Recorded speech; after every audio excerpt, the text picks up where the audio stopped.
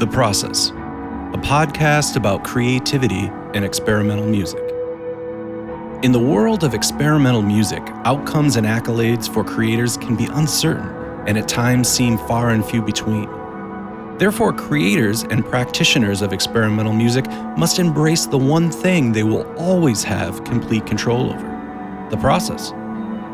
This podcast aims to understand this creative process by listening to new works and discussing them with their creators. Each episode focuses on one creator and their music. Understanding how and why they create can inform aspiring creatives and help audiences better understand and navigate experimental music. I'm Dr. Doug Bielmeyer, and I'll be your host as we explore the world of experimental music, creativity, and the human need to find purpose in their world and lives. This is The Process.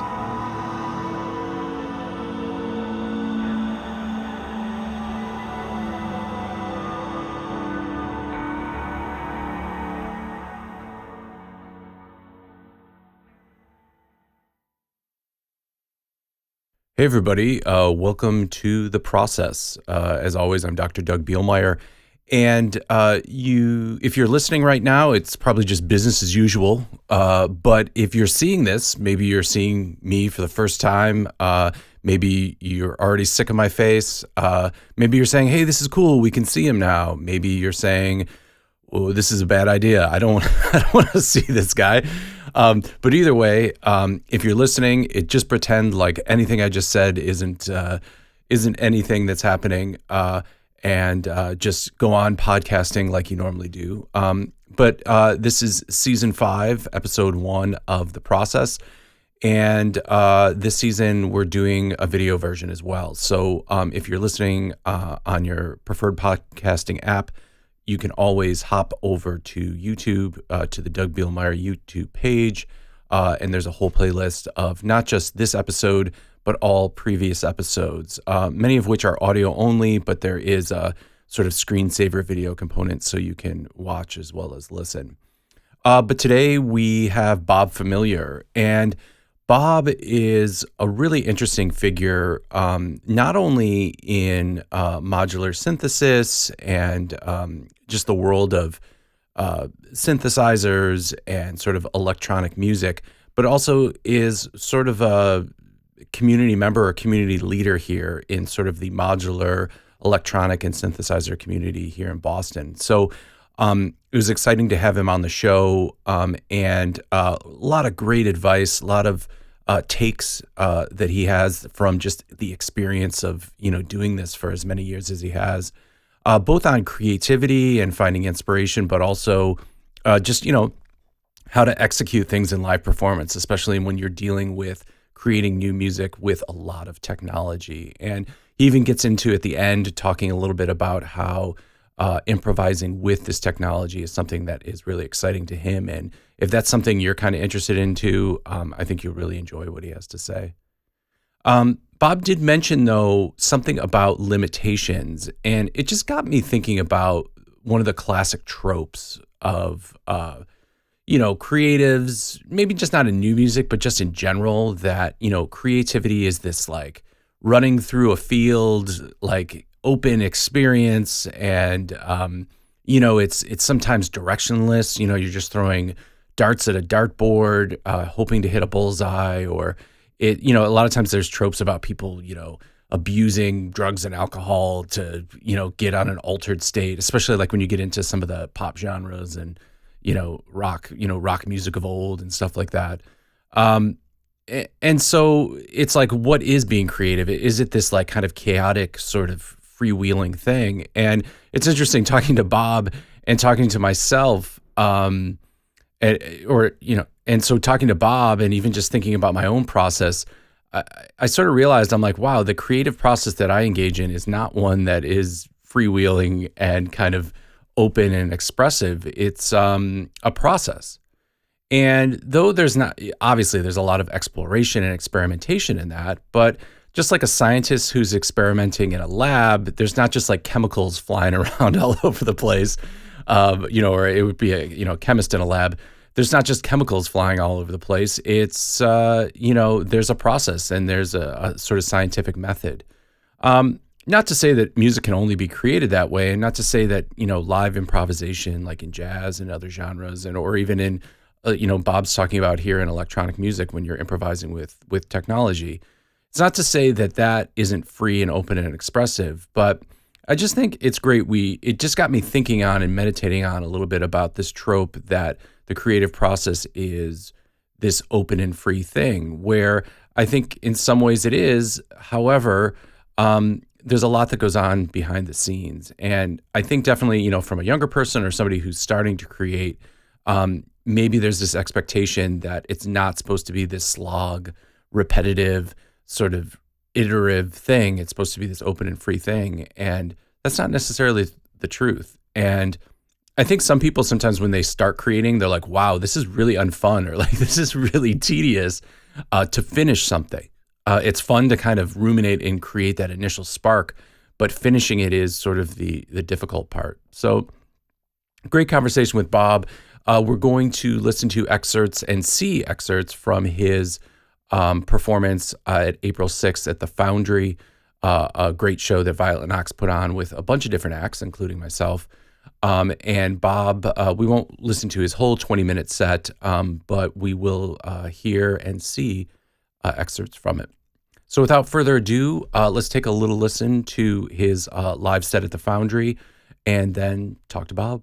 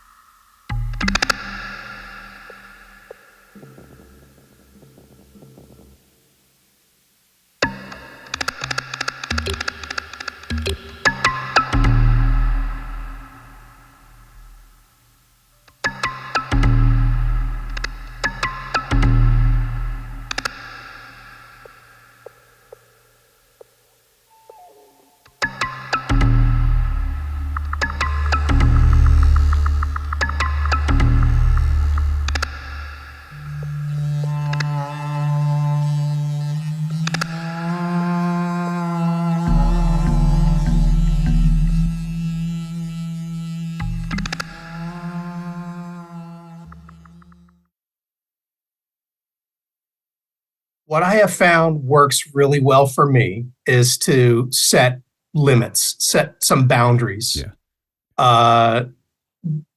And so I typically will choose an instrument. It's probably, I just want to play with this for a while, right? This particular instrument. And I've got a number of synths here and different keyboards and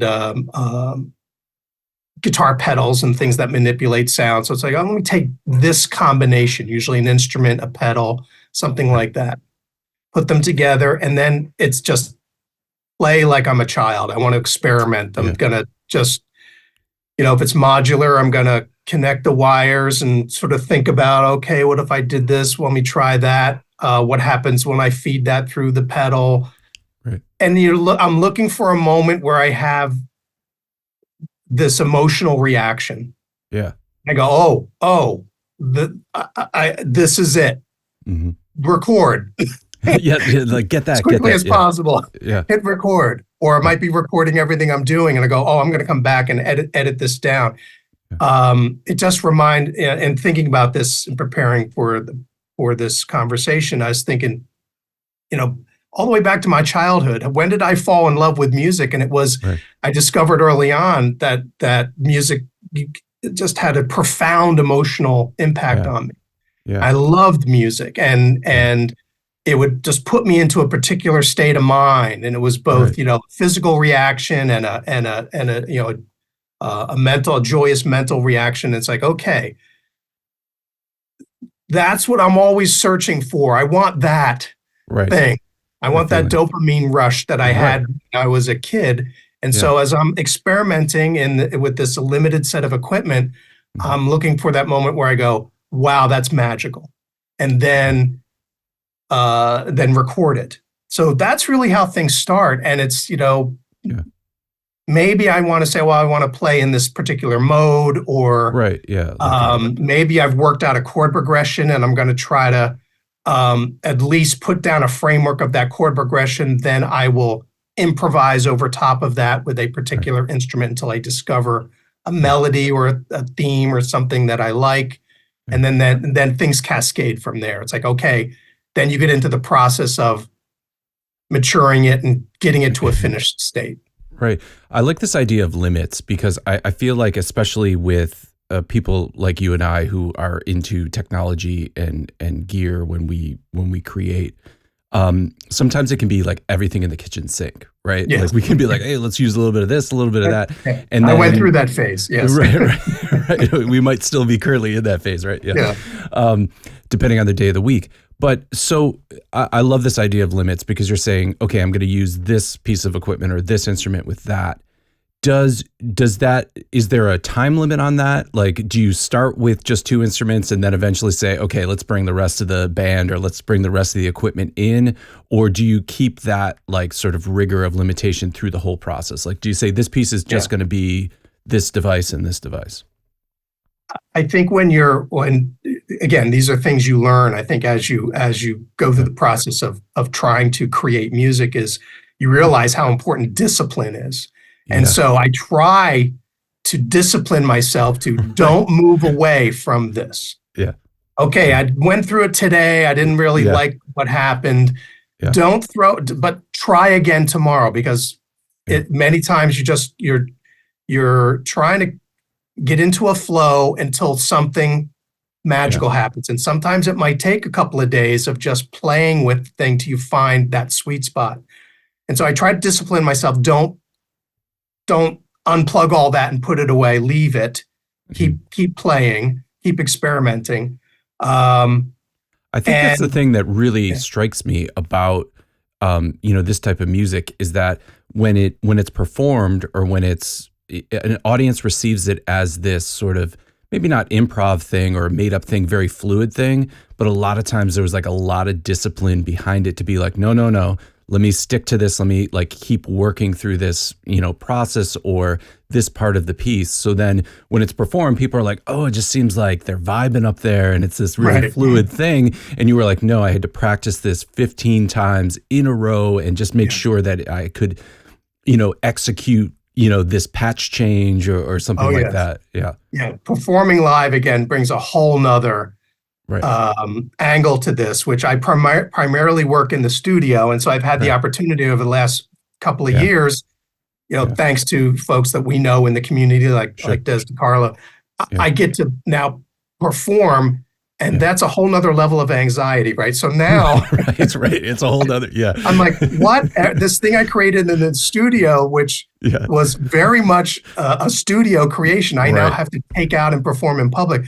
So, and then it starts questions of, well, can I actually do it? Can I pull it off? Like, we can pull it off, but is it going to be as meaningful if I'm doing this live?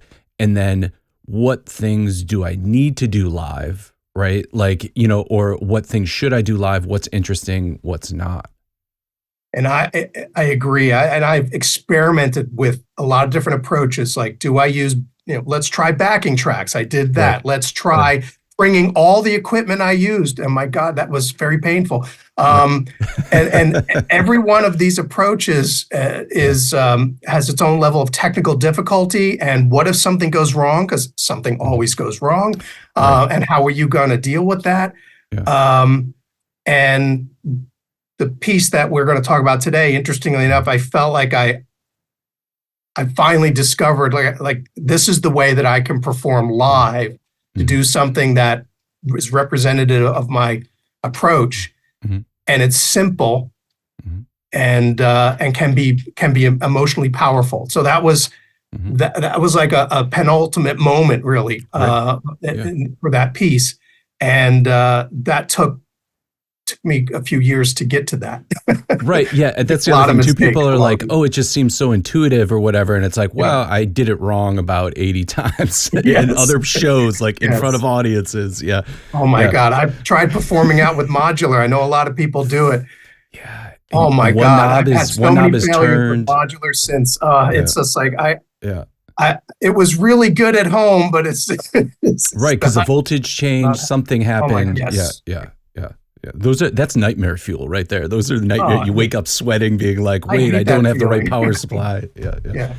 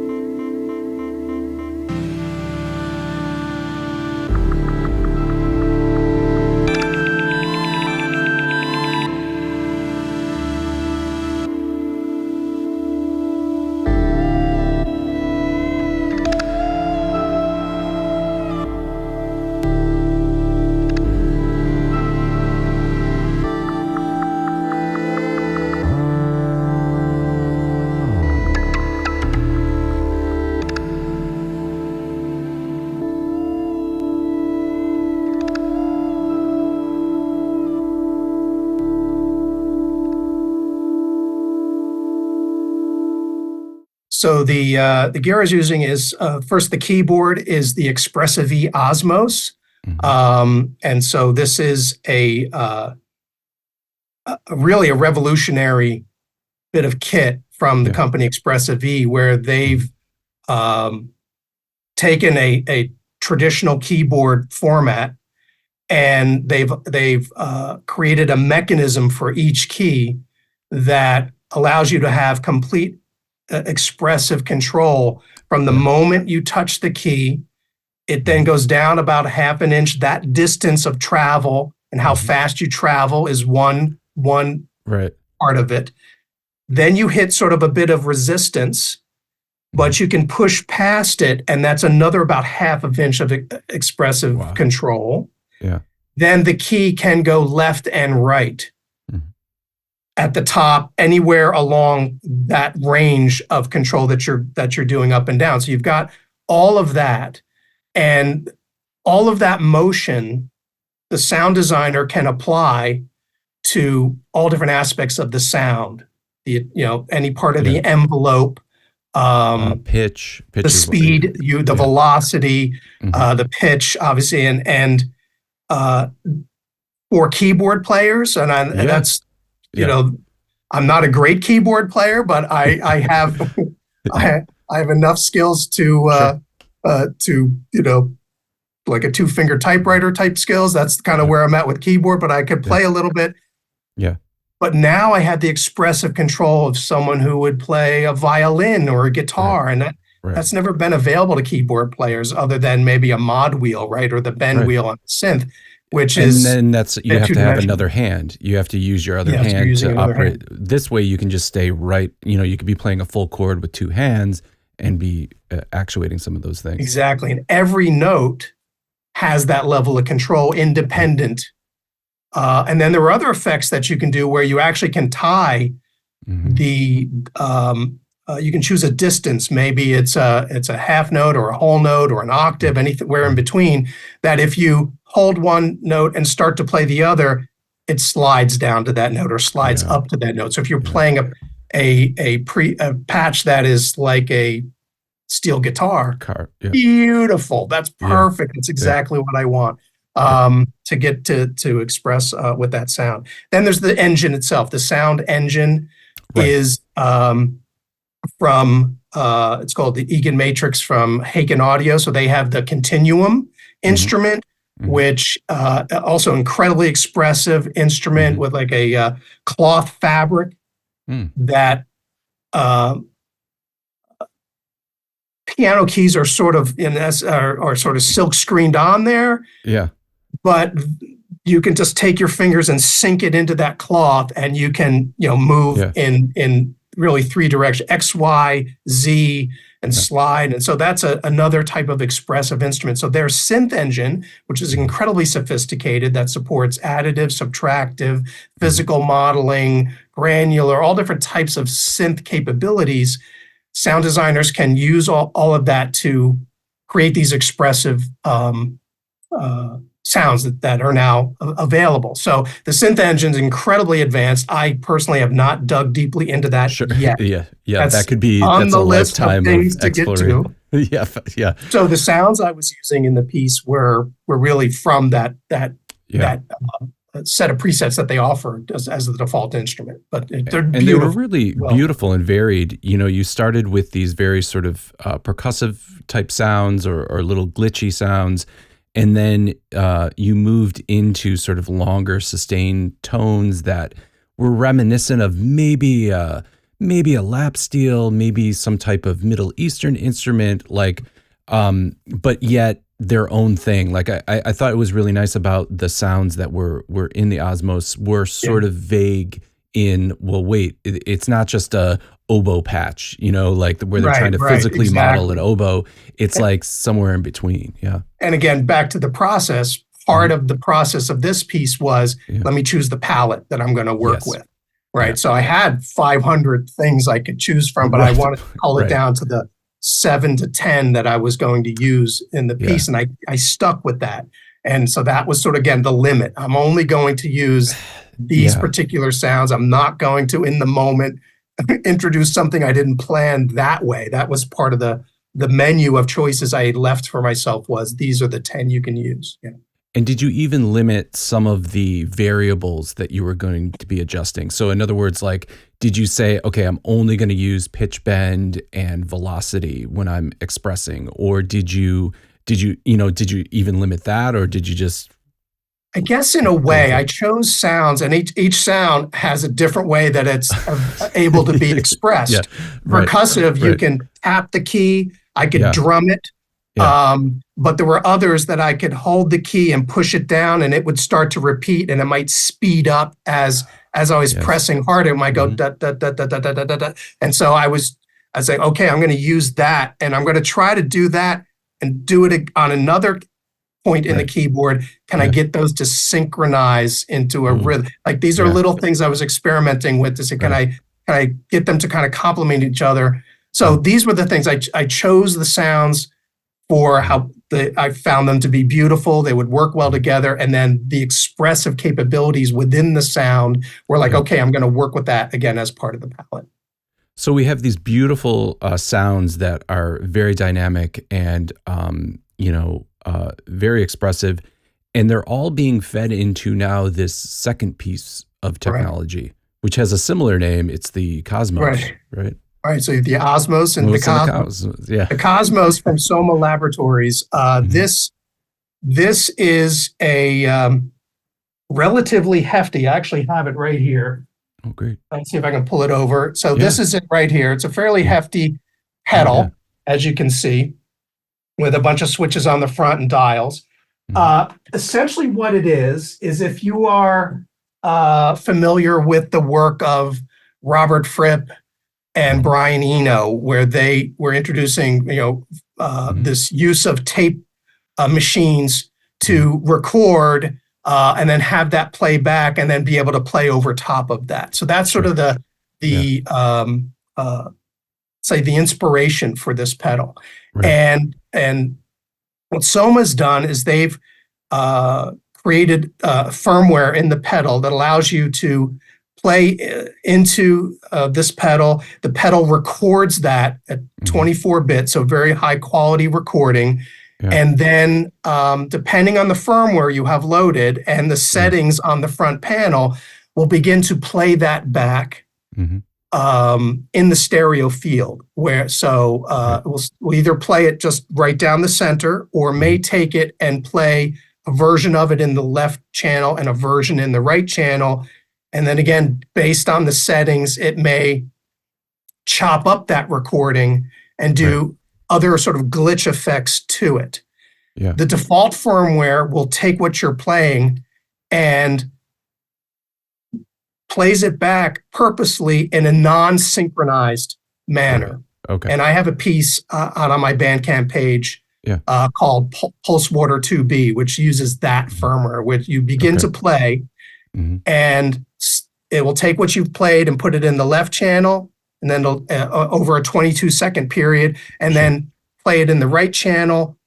And at first, they might be sort of close to each other, and then they slowly drift apart. So the secondary name of this it's called a drifting memory machine, is the tagline for this Cosmos.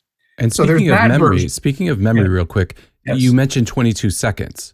So is that sort of the limit of is that your recording loop max, or is that 22 seconds, or is it an undefined loop size or window size? So there's a setting on the unit itself to say how long that recording period is. I believe 22 seconds is the longest.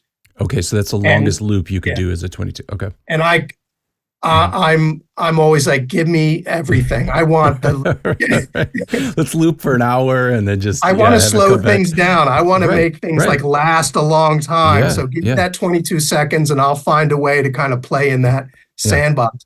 Yeah. The firmware I used for the piece that we're talking about today is I loaded a different firmware which allows you to do classic looping, where it says I want to define 8 bars. Okay, great. But then there's a number of things you can then do to that. So what I did to initialize the machine is I said, play 8 bars at 100 BPM. Okay. And by the way, that's done manually. So it doesn't take MIDI. So there's not a software where you can adjust any of this stuff. So you have to just do it hit on the by box. Say, this is when it starts. This is when it stops. So I've got a metronome and I'm going, start it, count it, count it, count it. Okay, that's the end of. So So even that introduces some variation that could possibly happen if you were trying to synchronize that with, let's say, a drum machine. Yeah. It's going to drift over time. Well, that's what I was wondering. Could you do something very, very rhythmic with this? You could, but you'd have to execute that. You better practice is all. You better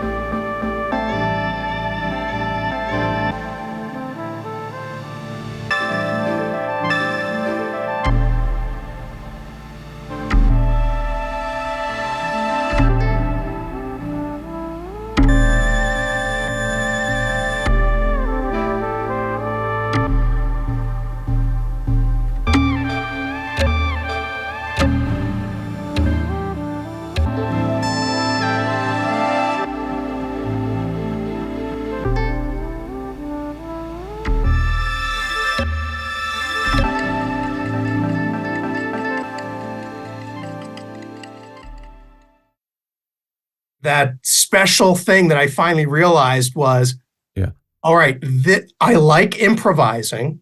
Now I can actually go out and I can improvise, even though I have very limited playing skills. That's another one of the limitations in my process. Right. You can't. That's a control. That's not that's a constant, right? Not a variable. Right.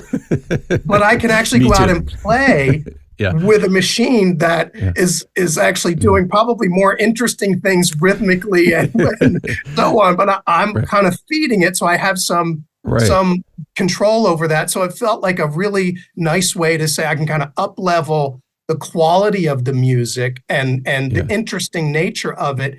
While if I were out there just myself playing on a keyboard, it just wouldn't be as interesting because I'm not a good enough player to carry that off. So yeah, and I would add a caveat to that. It's like not about good or bad. It's about a different mode of performance. So, there are musicians who can play every single note on a written page and execute it 100%. And then there's people that fall short when it comes to, like you said, like, what am I feeding? I'm improvising and I'm feeding the Cosmos stuff.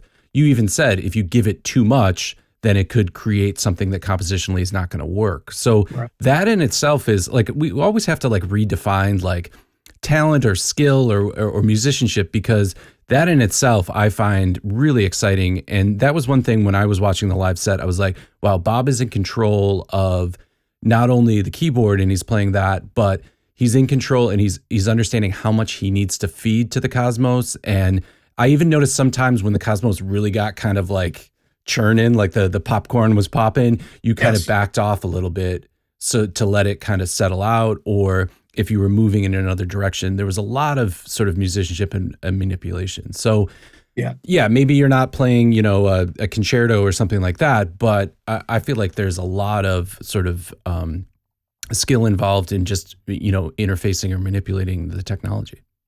And I felt like I was composing in real time, which is, Yeah. you're playing out with a modular synth. That's kind of what you're trying to achieve, right? By saying, Right. I'm going to have this generative thing, but I'm going to manipulate it in real time, and something's going to happen that I didn't plan. Yeah. If I were to perform out again, which I am going to do this coming weekend, I'm going Great. to essentially do the same thing. Yeah. It will not be the same thing. Right. Whatever happened last Saturday night, that was that. Yeah. It might be similar, but it will never be the same. And from that sense, it was a composition in real time, and it was a moment. Well, Bob, this has been fantastic. Thanks for coming and explaining a little bit about your process. And in addition to that, talking about your piece live at the Foundry, which we got a chance to listen to and look at today on the podcast. Before I let you go, where can we go to find out more about you and some of your music and some of the events you have coming up? Well, you certainly can find me on all the streaming services to search for Bob Familiar. I also have a Bandcamp page, bobfamiliar.bandcamp.com, so my whole catalog is there. I have some upcoming shows playing Bleep Blorp on April 20th. I'll be playing with Violet Knox at Synthcube on June 1st. Great. And I'm helping to organize a couple of other activities. One is the New England Synth Fest, and that's May 18th at Synthcube in Waltham. And I'm working with Michael Bierlo, who was formerly the chair of the electronic music department at Berkeley. I'm working with Michael.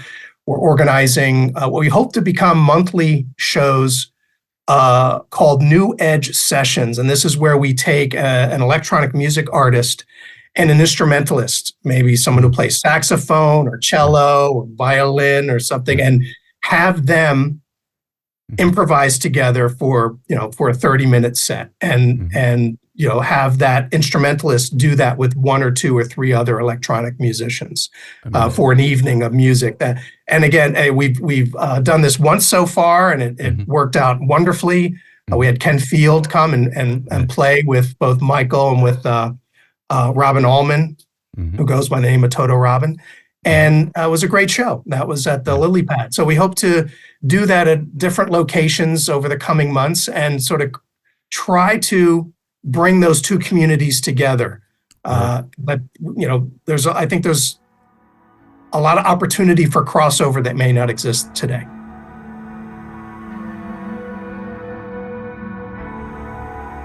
Thanks to Bob Familiar for sharing his time and music with us. If you enjoyed this episode, please check out other episodes in the series. And as always, like, subscribe, and leave a comment on your preferred podcasting app or right here on YouTube. Stay tuned for future episodes coming up in Season 5 every other week. And until then, I'm Dr. Doug Bielmeyer, and this has been The Process.